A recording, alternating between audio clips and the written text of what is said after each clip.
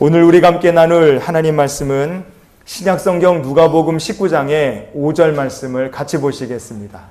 예수께서 그곳에 이르사 쳐다보시고 이르시되 삭개오야 속히 내려오라 내가 오늘 내 집에 유하여야 하겠다 하시니. 아멘. 오늘 삭개오가 예수님을 만난 이야기를 통해 우리에게 주시는 하나님 아버지의 마음을 좀 나눠보는 시간이 될 수 있었으면 좋겠습니다. 만남이란 게 참 중요합니다. 오늘 성전에 나오신 분들은 예수님을 만나고 가시기를 축복합니다. 참 안타까운 뉴스인데요. 지난 9월 3일 날 부산 경찰이 연제구에 있는 한 오피스텔 건물에서 건물 옥상에서 뛰어내려 죽으려고 하던 사람을 30대 남자를 체포했습니다. 왜 스스로 죽으려고 했던 사람을 경찰은 구조한 것이 아니라 체포를 했느냐? 그는 열흘 전에 헤어진 여자친구를요, 배달음식 왔다고 속이고 들어가서 살해하고 스스로 목숨을 끊으려 한 30대 A씨였습니다.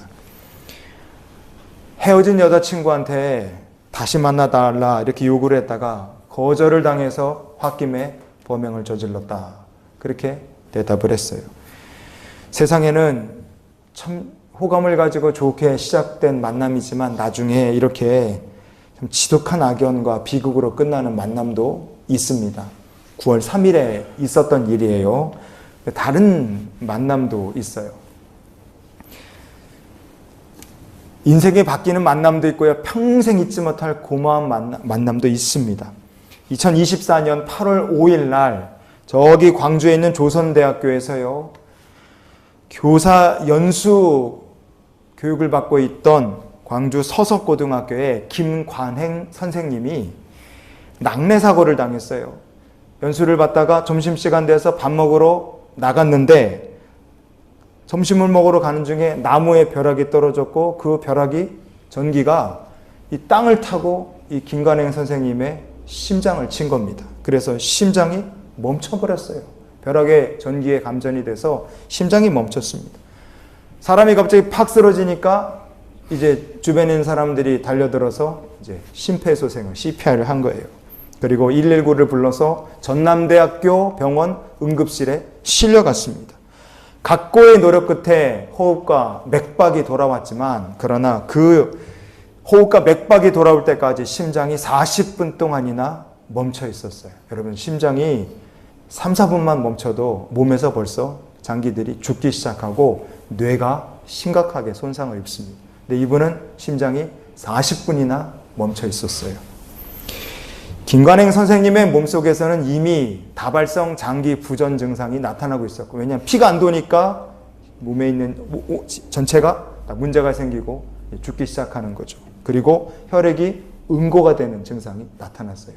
죽은 사람에게 나타나는 증상입니다. 이게 목숨을 부지할 가능성이 거의 없었어요. 그런데 응급의학과에 조용수 교수라는 분이 계셨는데 응급의학 전문의셨어요. 이분이요, 인공심폐기계, 에크모라고 하는 인공심폐기계까지 동원해서요, 꼬박 사흘 동안 이 김관행 선생님은 치료했습니다. 죽을 사람인데 사흘 동안 달라붙어서 살렸고요. 정말 기적으로 심장이 40분이나 멎어 있었던 이분은 입원한 지 열흘 만에 기적적으로 회복할 수 있었어요. 그리고 입원한 지 28일째 되는 날 그는 무사히 태어나요 제2의 인생을 시작할 수 있었습니다. 이 김관행 선생님이 벼락에 감전이 돼서 심장이 멎었다가 무사히 태어난 날이 9월 2일이었습니다. 여러분 잘 생각해 보십시오. 이 두 사건은요, 비슷한 날짜에 벌어진 사건입니다. 9월 2일하고 9월 3일이에요. 그런데 한 사람은요, 잘못된 만남 때문에 하나뿐인 소중한 목숨을 잃었고요. 한 사람은요, 정말 놀라운 만남을 통해서 죽을 수밖에 없던 사람이 제2의 인생을 살 기회를 부여받게 된 겁니다. 여러분, 만남이란 게 이렇게 중요합니다. 여러분의 삶에 언제나 하나님께서 복된 만남을 더해 주시기를 축복합니다. 우리의 삶의 자녀들의 미래에 하나님께서 참 복 있는 사람들을 만나게 붙여주시는 게 그게 참 중요해요. 결혼 안 하신 분들은 하나님께서 예비하신 믿음의 배우자 복된 만남을 얻게 해주시옵소서. 여러분 그렇게 기도하시면 좋겠어요. 우리는요 언제나 그리고 예수님 만나기를 소망하며 살아야 됩니다. 내가 내 인생이 예수님 만나면 강도 만난 사람 같았던 내 인생도 펴게 되고 구원 얻게 되고 복을 받게 된다. 여러분 그래서 우리가 반드시 예수님 만나기를 소망하며 살아야 됩니다. 그리고 또 하나 우리가 사랑하는 이들이 예수님 만나기를 우리가 늘 기도해야 됩니다. 포기하지 말고 기도해야 돼요. 왜냐? 누구든지 예수님을 만나면 따라해 주십시오. 그 인생이 완전히 바뀔 수 있다. 아멘. 누구든 예수를 만나면 인생이 완전히 바뀔 수 있기 때문에 그렇습니다. 여러분 그것을 오늘 이 삭개오의 삶을 통해 하나님 우리에게 말씀해 주십니다. 누가복음 19장의 2절 말씀해 보면요. 성경이 이렇게 얘기합니다. 삭개오라 이름하는 자가 있으니 세리장이요 또한 부자라 그랬어요. 예수님 시대에 여리고가 상업의 중심지였어요. 우리로 치면 여기가 강남입니다. 그래서 여리고는 부자 동네예요. 그 부자 동네에 세리장이 삭개오였어요. 그래서 성경은 삭개오가 부자라 이렇게 말합니다. 세상 기준으로 보면 삭개오는 이미 성공한 사람이에요. 그런데 성경은 그의 성공한 부자 삭개오의 마음속에 무슨 소망, 어떤 생각이 있었는지 우리에게 이렇게 말해줍니다. 누가복음 19장에 3절을 이어서 보시겠습니다. 그가 예수께서 어떠한 사람인가 하여 보고자 하되 키가 작고 사람이 많아 할 수 없어 그랬어요. 삭개오는 예수님 어떤 사람인지 보고자 했습니다. 왜 예수님을 이 사람은 보고자 했을까요? 첫 번째는요. 넘겨주시면 염려 때문입니다. 마음속에 염려가 있어요. 세리라는 게 세금을 걷어서 로마에다가 갖다 바치는 일을 하는 게 그게 세리였어요. 삭개오는 그 세리의 우두머리 세리장이었습니다. 사람들이 생각하는 것처럼 예수님이 메시아다. 그 메시아가 와서 로마를 물리치고 메시아가 왕이 되고 이스라엘 나라를 회복한다. 그러면 로마에게 사람들의 고열을 짜서 세금을 갖다 바치던 세리는 이거 맞아 죽을 사람 제1번입니다. 그렇기 때문에 삭개오 입장에서는 진짜 예수님 어떤 분이시야? 이게 진짜 메시아인가? 저분이 무슨 일을 하러 예루살렘에 가시나? 확인해 볼 필요가 있었을 거예요. 걱정 때문에 확인하고자 하는 마음이 있었습니다. 이런 마음만 있었느냐? 아닙니다. 두 번째로 삭개오는 도대체 예수님을 왜 보려고 했느냐? 소문 때문에 그래요. 걱정도 되지만 그가 들은 소문이 있어요. 예수님은 이런 사람이다. 누가복음 7장에 34절 보시면 삭개오가 이 소문을 들었을 겁니다. 너희 말이 보라 먹기를 탐하고 포도주를 즐기는 사람이요 세리와 죄인의 친구로다 그랬어요. 시중에 떠드는 말을 들어보니 예수님은 세리와 죄인의 친구다. 그게 진짜야? 이 사람 듣기에는 이게 믿기지 않는데 가만히 들어보니까 예수님의 제자라는 사람들 중에 심지어 자기처럼 세관에서 세금을 걷다가 제자로 부름받은 마태라는 사람도 있더라. 그런 소식까지 듣게 될 때 이 삭개오 입장에서 보면 이 소문을 한번 확인해 볼 필요가 있는 거예요. 누가복음 15장 1절 말씀해 보면요. 모든 세리와 죄인들이 말씀을 들으러 가까이 나오니 그랬어요. 사람들 생각에 세리랑 죄인은 똑같은 죄인입니다. 그냥 죄인 얘기할 때 세리 말하면 나쁜 놈, 사람들이 그렇게 생각하는 거예요. 그런데 예수님은 세리들이 말씀을 들으러 가까이 오는데도 쫓아내지도 않고 그들을 위해서 말씀을 얘기하셨다. 그들을 위해 잃어버린 탕자의 비유 얘기하고 잃어버린 동전 얘기하고 잃어버린 양 얘기를 하시는데 그 얘기가 마치 나들으라고 하시는 것 같은 거예요. 삭개오 입장에서 보면 내가 예수님을 만나도 주님 나를 쫓아내지 않으실까? 주님은 어떤 분이실까? 궁금증이 생기는 겁니다. 그리고 또 하나 세 번째는요. 그의 마음속에 뭐가 있었겠습니까? 궁금하기도 하고 염려도 되지만 가장 큰 이유는 그의 마음속에 있는 허전함이에요. 그는 부자라 부자예요. 로마를 위해서 일한 세리장 삭개오 우리로 치면 친일파입니다. 나라를 팔아먹어서 부자가 된 거나 마찬가지예요. 그러나 아무리 부자고 성공했다 할지라도 민족의 배신자 사람들이 손가락질합니다.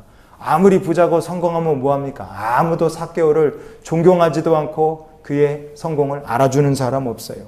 여러분 돈은 많은데 사람 취급 못 받은 처지가 삭개오의 처지였어요. 그러니 마음속에 허전함이 가득한 겁니다. 어디 가서도 인정 못 받는데 마음이 허전해요. 부자였지만 진정한 감사라는 게 없이 그냥 사는 거예요. 이런 이유로 삭개오 예수님 어떤 분이신지 참 궁금했을 거예요.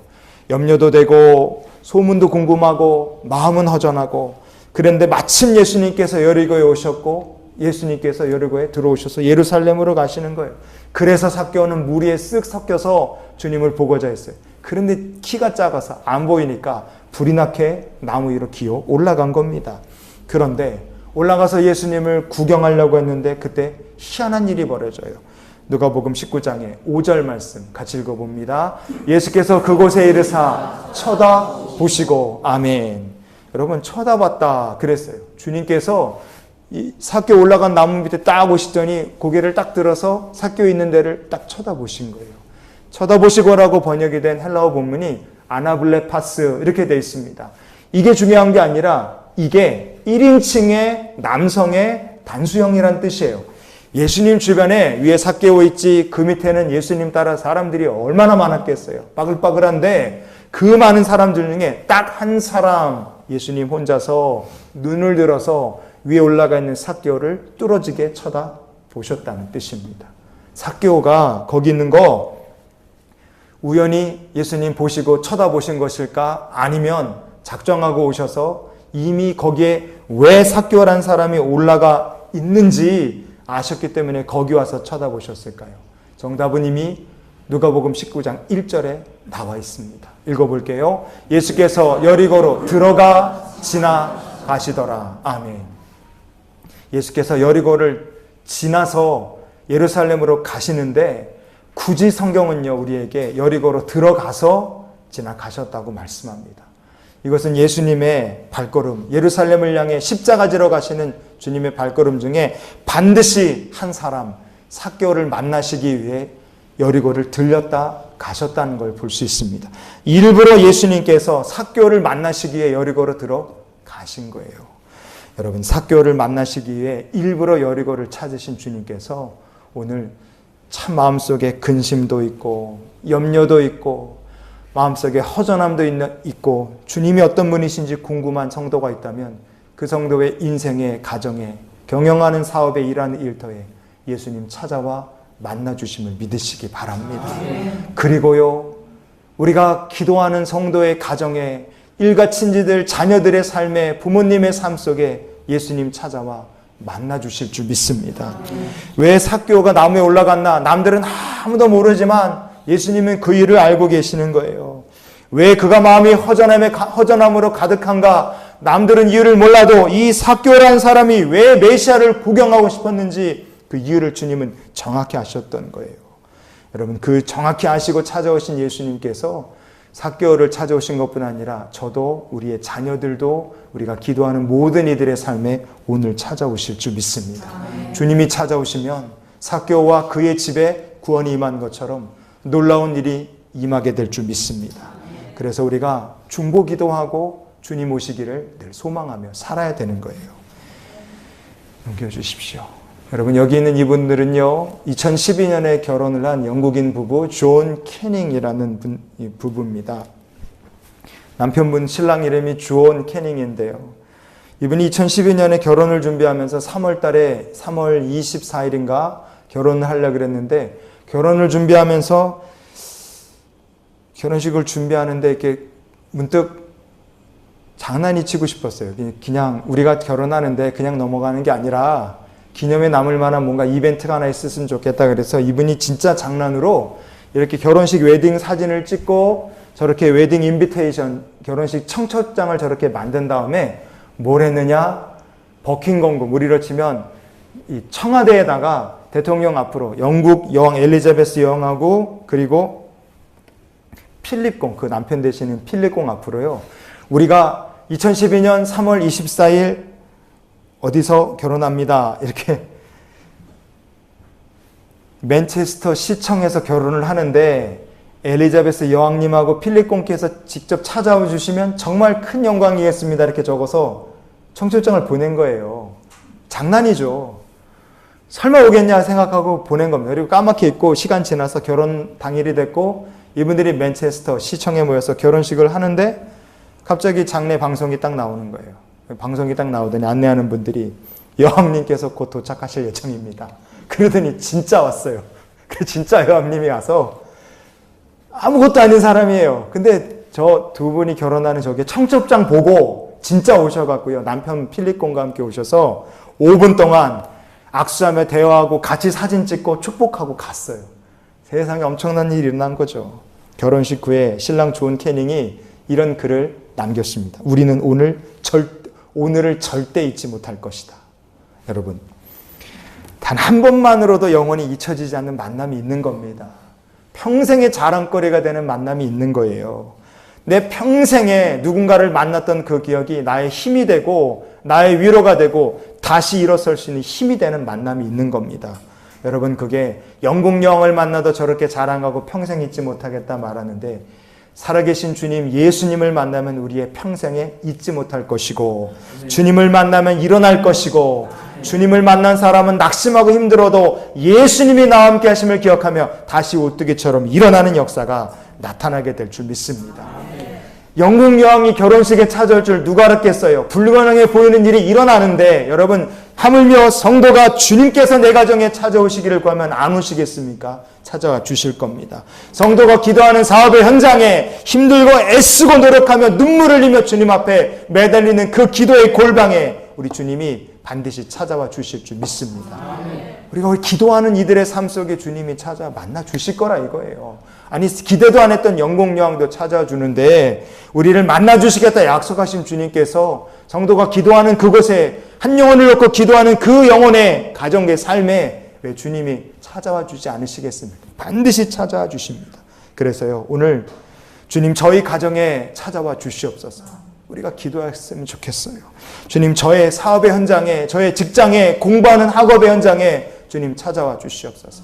주님, 제가 아파하고 힘들어하는 곳에 하나님 제 마음이 허무하고 하나님 제가 어떻게 살아야 될지 도저히 알지 못하여 눈물을 흘리는 그때에 하나님, 그때 저의 빈 마음에 주님 찾아와 주시옵소서. 그렇게 주님을 찾으면 여러분, 주님이 찾아와 여러분을 만나 주실 줄 믿습니다.